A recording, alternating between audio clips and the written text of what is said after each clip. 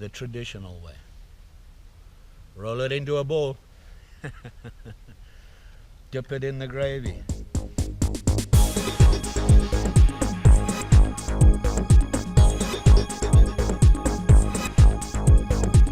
Hey campers, George here.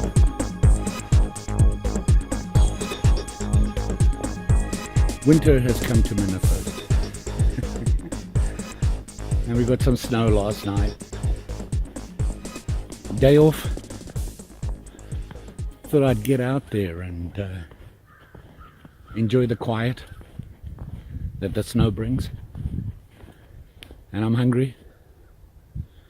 And I need to eat. So I thought I'd give it a try again. This time though, I thought I'd bring you a traditional meal from my country of birth. Most of you know I was born and grew up in Zimbabwe. So I thought today would be a good day to cook a typical Zimbabwean traditional meal. The staple diet in Zimbabwe is sadza, and it's made from cornmeal, and it's a base for everything they eat. So I thought I'd just make a quick meal, some sadza and some gravy. Stuff I grew up on. Used to love eating this, and I still eat it today. Once, twice a month I'll get the urge and make me some sadza. So let's go. Let's make some sadza.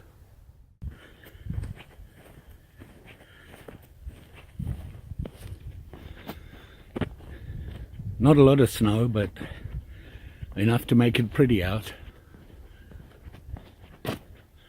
Fallen tree. Whoops.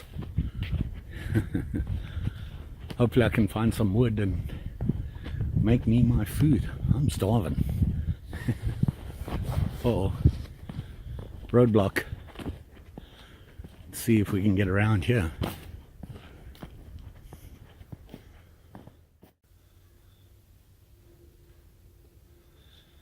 This looks promising. I think we might just make me some lunch. Got a nice little platform there.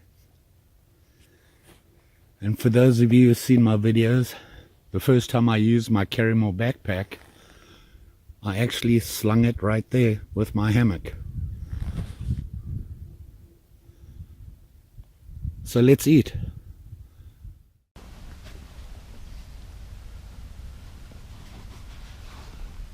So what we're going to cook today for lunch is a traditional meal from my birth country. I was born in Zimbabwe, and the typical base food group there is maize meal, or corn as you call it here.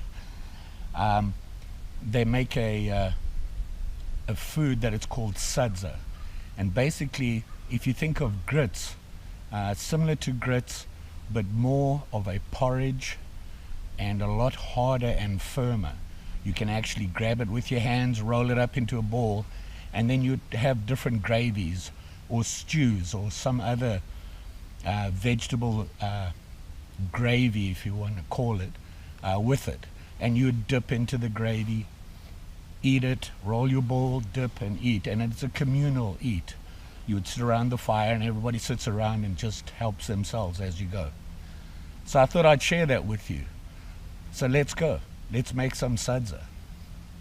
So what I brought with me today was obviously some cornmeal.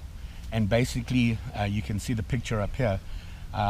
This is just a yellow cornmeal. I didn't bring very much with me because it's just me, and I didn't want to make a big meal and throw half of it away. It would be a waste. But you can see here is the cornmeal, and let me open this. You can see it there. And what you do is you boil some water, get it boiling, and then add about 3/4 of the cornmeal to make a porridge, and let it cook for about 5 minutes, and then add the rest and mix it all up and let it cook a bit, and it'll form into a more solid porridge, almost like a dough, and then it's ready to be eaten. And what I'm going to make for a gravy is a very basic gravy, just a tomato and onion gravy with some pepper in it, obviously onion, some fresh tomatoes, chop them up with some spices. I brought some spices with me, garlic and some warmer spices. These are the ones I used here, you can see them up here. And gonna cook that as a fresh gravy, and then when everything's ready, get my sadza, roll a ball, dip and eat. That's the plan. Join me. So as you can see here, I have everything together. I'm going to use my pan here to make my gravy, my tomato, onion, pepper, spices, and my favorite enhancer, and I'll show you that. I'm going to use these and the pan to cook on my pocket rocket, and then in here I'm going to boil the water on here on my wood stove, and I'll be adding my cornmeal. So let's get everything set up. Let me use my chopping board here, get everything chopped up and ready to cook, and we'll get on with it. So as you can see, I've got my gravy makings all chopped up with the spices on it. I've always found that fresh tomatoes are better than canned, just seem to taste better. And then of course everything is fresh, so it has a better taste, I think. Maybe it's just me. My secret ingredient I've been bragging about is actually Worcestershire. I use that for just about everything I cook. It's a great thing to put in your food. It really makes a difference to the way your food tastes. And I have just a little bit in here that I'm going to put in the gravy once it starts cooking, and that should make it even better. The spices, like I said, is Cajun and some garlic mix, and then here is the water getting ready to boil. And you can see there's not very much in there. Obviously I did not bring a lot of maize meal or corn, and that should be more than enough to make my sadza. So we're going. One thing I forgot to mention about making sadza is you need a good solid spoon. I have a plastic one here that I use at home. You can see I make a lot of curry. And by the way, that makes a good gravy as well. Add some curry to that.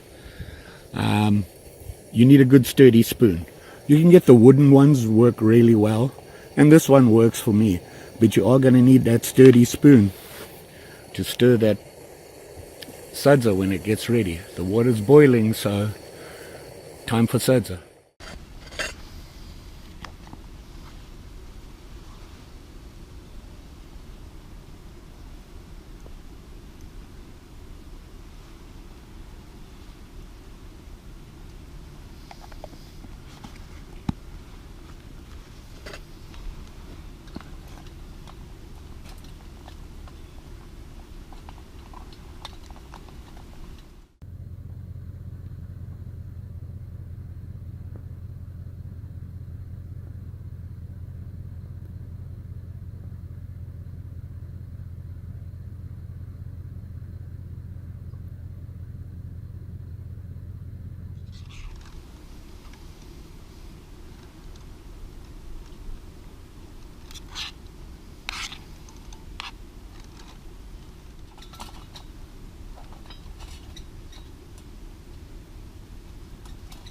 Cooking. Ooh.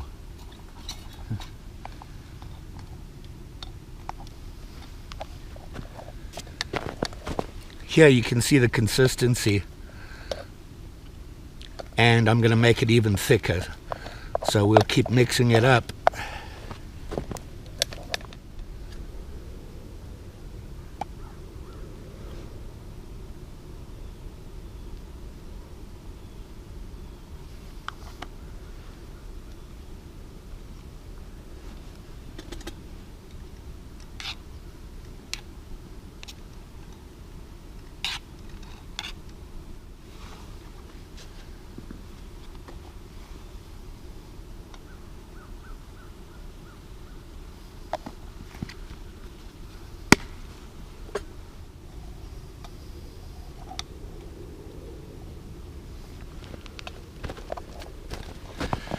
here you can see as I mix it, it leaves a little residue on the sides, so that when you mix, it tends to form a little ball in the middle. And you can see how that's happening there. I'm cooking a veggie mix here, so for you carnivores out there, you can always add meat and make like a meat stew for it. Very popular back home is when we have a braai being a barbecue, short for braai vleis. A popular food is boerewors, which is kind of a farmer's sausage, and comes in different flavors, depends on who makes it, and typically you'd get it at a local butchery, and they would make it in whatever spices they use, and then you would cook that as well, and it really goes well with that. Maybe when I can get some boerewors, I'll cook that next time on a skottel. Yeah, all these weird names. George is a foreigner.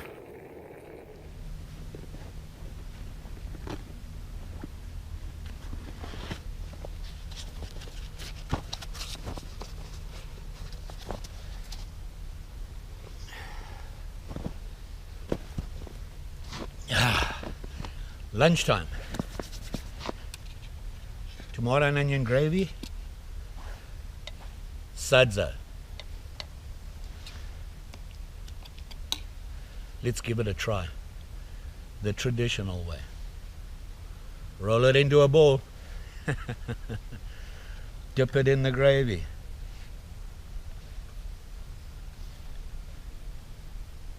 That works. That brings back some memories. So there you have it. The staple diet of Zimbabwe. Actually, I believe it's a pretty staple diet just about everywhere in Africa. It's called different things. In Zimbabwe we call it sadza. I know in South Africa they call it pap. A lot of different things, and it is the staple. You just change what you eat it with. So I'm going to enjoy my lunch.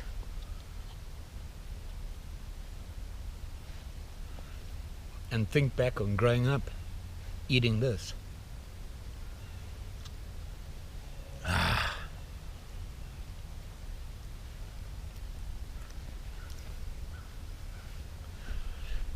Thanks for watching. Don't forget, like, share, subscribe.